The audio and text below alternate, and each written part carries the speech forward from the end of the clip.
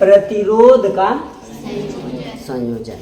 ठीक है, तो बच्चों प्रतिरोध का संयोजन जो है ये हमें जानना है कि किसी चालक तार में प्रतिरोध का क्या कार्य है। कार्य तो समझ गए हैं, अब प्रतिरोध को जोड़ा कैसे जाता है। संयोजन मतलब क्या होता है? जोड़ना। संयोजन मतलब जोड़ना। ठीक है, तो प्रतिरोध को बच्चों दो स्थिति, इन प्रतिरोध को जोड़ने के लिए दो प्रक्रिया है। पहला है श्रेणी क्रम। कौन सा?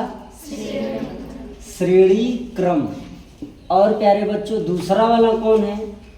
देखा पहला न है जी, दूसरा कौन है? समांतर क्रम। ठीक है, पहला कौन है? श्रेणी क्रम। श्रेणी क्रम मतलब क्या होता है? सीरीज, है ना। और समांतर मतलब पैरेलल, है ना। पैरेलल माने समांतर और सीरीज माने श्रेणी। तो बच्चों अब प्रतिरोध को जोड़ने के लिए दो क्रम आपके सामने है, एक है श्रेणी क्रम और दूसरा है समांतर। ध्यान से बात को समझिएगा, रटना नहीं पड़ेगा बच्चों। ठीक है, बात समझ में आ रहा है? आप लोग इस वीडियो को पूरा देखिए। देखने के बाद अगर आपको अच्छा लगे ना तो अपने सहेली, अपने दोस्त ना और अपने जो भी हैं उनको शेयर करें, ताकि हम भी इस प्रक्रिया को जोरों शोरों से आगे बढ़ाएं। ठीक है ना। हाँ, तो बच्चों आप लोगों का साथ ही हमारा विकास है, तो थोड़ा सा सहयोग कर दीजिए, अच्छा लगेगा। तो बच्चों आइए चलते हैं श्रेणी क्रम। श्रेणी क्रम मतलब ऐसा क्रम जिसमें एक के बाद दूसरा, दूसरे के बाद तीसरा, तीसरे के जस्ट आगे चौथा, ऐसे सीरीज में जुड़ा हो। यानी कि श्रेणी क्रम का मतलब हो गया, ध्यान से समझिए, मान लीजिए यह एक चालक है, चालक का ये पहला सिरा है और ये दूसरा सिरा है, हाँ ना। इसी प्रकार से मान लीजिए प्यारे बच्चों ये दूसरा तार है, इसमें भी ये पहला सिरा है और ये दूसरा सिरा है ना। इसी प्रकार से मान लीजिए ये तीसरा तार है, इसमें भी पहला सिरा है और ये दूसरा सिरा है। मान तीन हमने वायर लिया, तीन हमने चालक लिया या तीन प्रतिरोध लिया, ऐसे कर सकते हैं। इन तीनों को आपस में हमें क्या करना है? जोड़ना है। तो श्रेणी क्रम बोल रहा है तो कैसे जुड़ेगा? ध्यान से यह समझिए, यहाँ पर हमने क्या किया, ये दूसरा सिरा है और ये वाला क्या है? पहला सिरा है, समझ गए। तो पहले प्रतिरोध का दूसरा सिरा दूसरे प्रतिरोध के पहले सिरे से जोड़ देते हैं। बात समझ में आया? फिर से एक बार आओ, ये एक प्रतिरोध है, ये दूसरा प्रतिरोध है और ये तीसरा प्रतिरोध है। ये पहला, ये दूसरा और ये तीसरा। और यहाँ पर प्रतिरोध का हम लोग सिंबल बना लेते हैं, ये प्रतिरोध का सिंबल होता है। समझ आ रहा है? ये जो ऐसे खींचा हुआ है ये किसका सिंबल है? प्रतिरोध का, राइट। तो हमने पहला लिया, दूसरा लिया और तीसरा। तो पहले प्रतिरोध का दूसरा सिरा दूसरे प्रतिरोध के पहले सिरे से जोड़ देते हैं, राइट। आगे दूसरे प्रतिरोध का दूसरा सिरा तीसरे प्रतिरोध के पहले सिरे से क्या करते हैं बच्चों? जोड़ देते हैं। इसी प्रकार से हम लोग सीरीज में आगे बढ़ते रहते हैं। समझ में आ रहा है? ध्यान से बच्चों नोट करिएगा, ध्यान से नोट करिए और अच्छे से बात को समझने की कोशिश करिए आप लोग। ठीक है, क्या है इसमें? ध्यान से, पहले प्रतिरोध का दूसरा सिरा दूसरे प्रतिरोध के पहले सिरे से, राइट है। आगे दूसरे प्रतिरोध का दूसरा सिरा तीसरे प्रतिरोध के पहले सिरे से जोड़ देते हैं और ऐसे ही आगे जोड़ते चले जाते हैं, राइट। ये होता है कौन सा क्रम? श्रेणी क्रम। कौन सा क्रम होता है? एकदम आराम से आपको समझ में आ गया। अब दूसरी बात, श्रेणी क्रम में बच्चों पॉइंट समझिए। श्रेणी क्रम में धारा जो होती है वो क्या होती है? समान होती है। धारा बच्चों क्या होती है? समान। एकदम आराम से समझेंगे। किस क्रम में? श्रेणी क्रम में धाराएं जितनी भी होंगी सब क्या होंगी? समान होंगी। और दूसरी बात यहाँ पर जो बच्चों विभव होता है, क्या होता है? विभव भिन्न भिन्न होता है। विभव क्या होता है?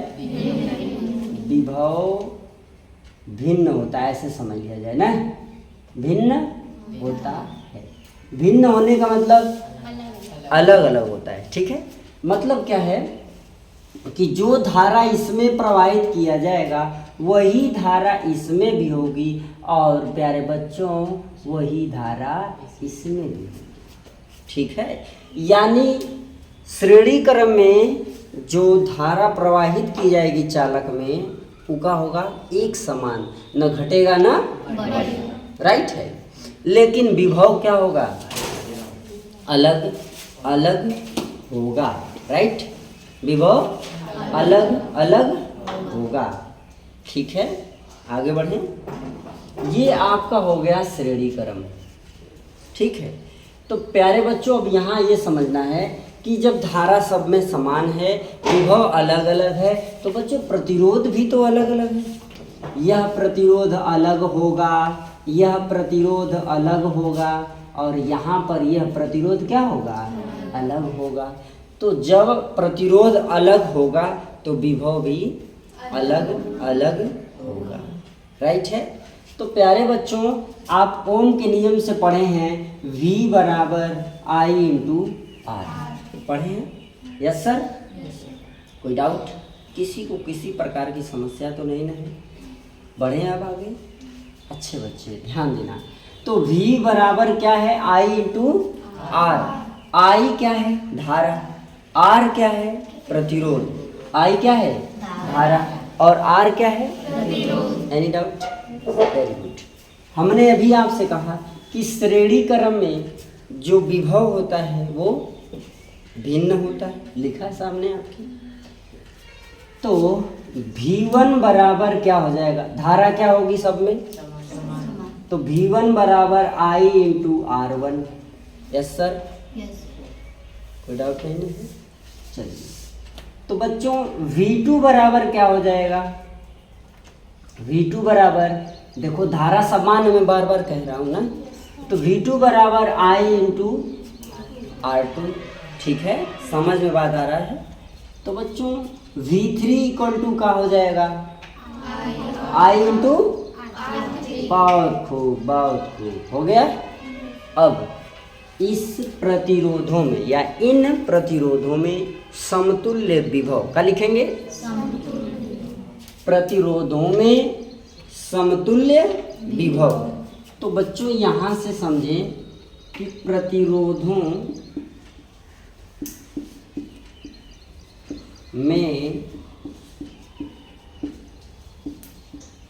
समतुल्य विभव, एकदम आराम से समझिए। समतुल्य का मतलब होता है इन तीनों में जितना विभव है सबको तुलना कर लिया जाए तो समतुल्य। क्लियर हो गया? यानी जोड़ दिया जाए तभी तो प्यारे बच्चों अब समतुल्य विभव जब निकालेंगे तो मिलेगा क्या? V बराबर V1 plus V2 plus V3। क्या यहाँ तक बात क्लियर हो गई आपको? श्रेणी क्रम में धारा समान होती है, विभव भिन्न होता है, प्रतिरोध भिन्न होता है, राइट है। तो ऐसी हालत में प्रतिरोध में जो समतुल्य विभव उत्पन्न होगा V बराबर V1 plus V2 plus V3 होगा, राइट ना। आगे बढ़े क्या? ध्यान से समझिए। अब इसमें आगे बढ़ते हैं। तो V1 की वैल्यू क्या है? ये I इंटू R1। V2 की वैल्यू क्या है? I into R2। V3 की वैल्यू क्या है? I into R3। तो सबका मान रख दिया जाए। बच्चों V बराबर क्या है? I इंटू, तो रखा जाए ना। V का मान क्या हो जाएगा? I इंटू बराबर V1 का मान कितना हो जाएगा? I इंटू प्लस V2 की वैल्यू क्या हो जाएगी?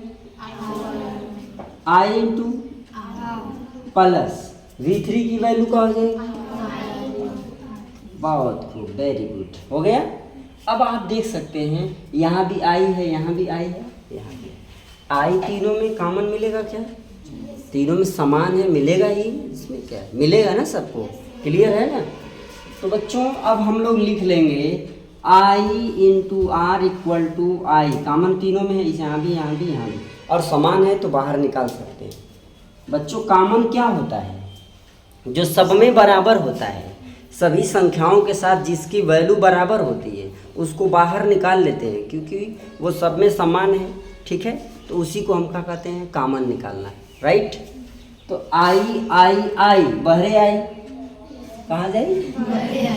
आई आई कहाँ आई? बहरे आई, तो हमने बहरे लिख देने।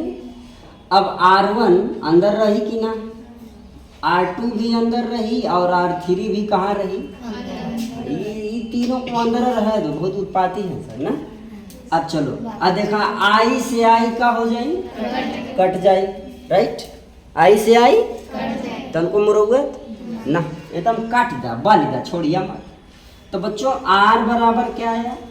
R1 plus R2 plus R3। ये हो गया श्रेणी क्रम में प्रतिरोध का संयोजन। राइट, जब आपसे सवाल दिएगा कि ये R1 का मान अलग अलग प्रतिरोध दे दिया है, 3 ओम, 5 ओम, 6 ओम, का दे दिया? 3 ओम, 5 ओम, 6 ओम। एक छोट का सवाल लगा दो यार, 3 ओम, हाई ओम है ना, प्रतिरोध का मात्रा जानला कि ना? आपके बाद का 4 ना लिख सकती? 5 लिख ले, चला 5 ओम, 3 तो दे दिया, 3 ओम, 4 ओम, 5 ओम, ये 3 प्रतिरोध दे दिया और कह दिया श्रेणी क्रम में जोड़ के समतुल्य प्रतिरोध ज्ञात करिए, या फिर सीधे कह दिया कि समतुल्य प्रतिरोध ज्ञात करिए श्रेणी क्रम में, जैसे भी बोल दे तो आपका मान कितना होगा? श्रेणी क्रम में प्रतिरोध का संयोजन यही ना है, R1 plus R2 plus R3। तो प्यारे अच्छे सुंदर बच्चों, इसको जब श्रेणी क्रम में जोड़ेंगे तो इसका मान कितना आएगा? 12 आएगा ना, क्योंकि R1 कितना है? 3, R2 कितना है? 4, R3 कितना है? कुछ करेंगे थोड़ा, ये जो प्लस लगा देंगे, अब का हो गया। और आई है चिन्ह है दिल्ला, R बराबर हो गया ये सब, ये R1, ये R2, R3, देखो R1, R2, R3 हो गया ना, जोड़ दीजिए 3, 4, 7, 5, तो R बरोबर 12 हो गए। तो इसे कहेंगे श्रेणी क्रम में प्रतिरोध का संयोजन। राइट, क्या ये बात समझ में आई सबको? बच्चों एकदम रिलैक्स होकर के इसको आप अपने कॉपी पे उतार लीजिए। और हमने आप लोगों से बच्चों बार बार कहा कि आप लोग पढ़ते वक्त जब ऑनलाइन पढ़ाई करिए तो वहाँ पर एक चीज़ का विशेष ध्यान रखिए। ऑनलाइन पढ़ने का एक सिस्टम होता है, कलम, कॉपी, दिमाग, आँख, ठीक है, और कान सब एक्टिव होना चाहिए। राइट, जैसे जैसे आपको कोई पढ़ाता जाए वैसे वैसे चलते रहिए तो दिमाग भी चलेगा, आँख भी सेटअप रहेगी, कान भी सेटअप रहेगा, हाथ भी सेटअप रहेगा, कॉपी भी सेटअप रहेगी, दिमाग में सब एंट्री लेगा, समझ में सारी बात आएगी। खाली आप देखेंगे ना कौन उधर का घर है सुन रहे तो क्या होगा मालूम है? समस्या होगी, आपको क्लास में डिस्टरबेंस होगा। तो बच्चों हम आपसे यही रिक्वेस्ट करेंगे कि जब भी ऑनलाइन क्लास पढ़िए, ज़रूरी नहीं कि मेरा ही क्लास पढ़िए, किसी का भी क्लास जब भी ऑनलाइन पढ़िए तो वहाँ पर आप ध्यान रखिए आँख, कान, नाक, दिमाग ठीक है, सब कुछ सेटअप रखिए। कहीं पूरी बनता खूब तगड़ा में, नाकी में आ गई खुशबू, खुशबू कहाँ गई तो क्या होगा? ये क्लास बंद कर पहले चलो यार, है ना। तो इसलिए बच्चों सारा चीज़ जो है आप इसको सेटअप रख के तब क्लास में पढ़िए, सब समझ में आएगा। ओके, आइए बच्चों अब हम लोग देखते हैं समांतर क्रम क्या होता है। ठीक है, चलिए श्रेणी क्रम में हमने पढ़ा कि एक सिरा दूसरे वाले सिरे से ऐसे क्रम से जुड़ते चला जाता है, यानी पहले का दूसरा सिरा, दूसरे के पहले सिरे से, दूसरे का दूसरा सिरा, तीसरे के पहले सिरे से, ऐसे जोड़ते। अब क्या करेंगे? समांतर क्रम में यह मान लो एक बिंदु यह है, हेजल लिख रहे हैं, एक बिंदु यह है और दूसरा वाला बिंदु मान लीजिए कि क्या है बच्चों, यह है। अरे रेखा ला मिटा देते, बिंदु कर देते, कुछ बड़ा बच्चिया तो जैसे कहबा हम वैसा ही करवा कर ला, एक बिंदु दूसरा बिंदु नहीं खड़ा। चलिए अब यहाँ पर अब क्या करें, ये एक बिंदु है और ये दूसरा बिंदु है। अब ध्यान से बात को समझना है। ये इस तरीके से कुछ प्रतिरोधों को जोड़ा जाता है ऐसे, ठीक है। मान लीजिए 3 प्रतिरोध है। अब प्रतिरोध आपको मालूम है कब होगा, जब इसके बीच में कीड़ा लुटेगा तब ना। अरे ऐसे मतलब यही कोनो प्रतिरोध कहते हैं जी। ये कीड़ा जा रहा है तो ये इस तरीके से जुड़ा है, ये एक बिंदु से आके जुड़ गया, ये इस बिंदु से जुड़ा है, यहाँ भी बिंदु से जुड़ गया, ये वाला इस बिंदु से जुड़ा, ये इस बिंदु से, फिर ये इस। मतलब समझिएगा, ये आपका क्या है R1 है और ये क्या है R2 है, ये क्या है R3 है। ये बिंदु A है और यहाँ पर जो बिंदु B है, राइट है।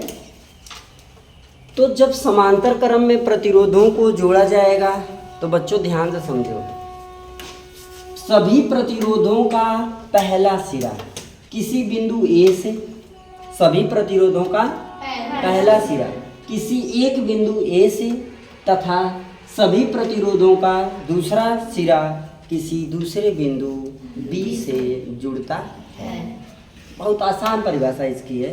क्या है, जब हम समांतर क्रम में प्रतिरोधों को जोड़ते हैं तो उसमें क्या करते हैं, ध्यान से, सभी प्रतिरोधों का पहला सिरा किसी एक बिंदु A से तथा सभी प्रतिरोधों का दूसरा सिरा किसी एक दूसरे बिंदु B से जोड़ देते हैं। ये होता है समांतर क्रम में प्रतिरोधों का संयोजन। अभी आ गया समझ में, ये कौन क्रम है, समांतर क्रम, राइट। बढ़े आगे। तो बच्चों समांतर क्रम में क्या होता है ना, विभव जो होता है वो क्या होता है, समान होता है। विभव क्या होता है बच्चों, और धारा जो है वो क्या होती है, धारा क्या होती है, भिन्न होती है। एकदम आराम से समझिए, विभव क्या होता है और धारा भिन्न भिन्न होती है।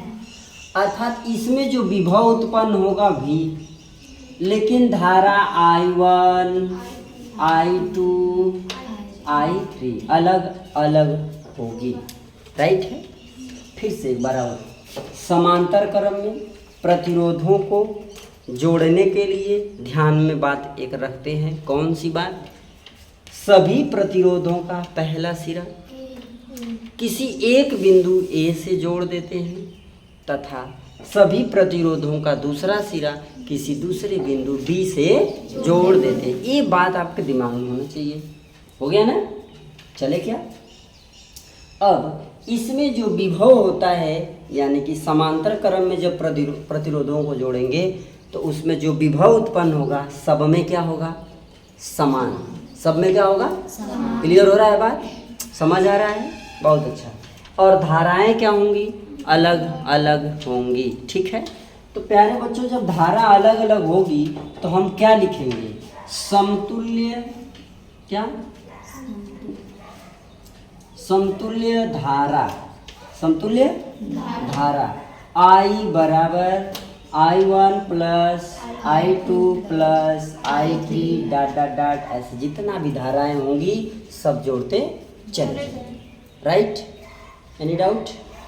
तो प्यारे बच्चों, आपको मालूम है, सबको पता है कि धारा I बराबर क्या होता है, V बटे R।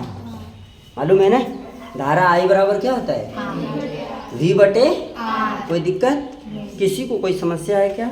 अब बढ़ने आगे क्या बचवा, तो I बराबर V बटे, तो बच्चों आगे बढ़ते हैं, यहीं पर ध्यान देना। तो प्यारे बच्चों, I1 बराबर क्या हो जाएगा, V बटे R1, क्योंकि विभव सब में समान होता है तो विभव को चेंजिंग नहीं करेंगे, विभव को बदलेंगे नहीं। तो I1 बराबर V बटे R1, राइट।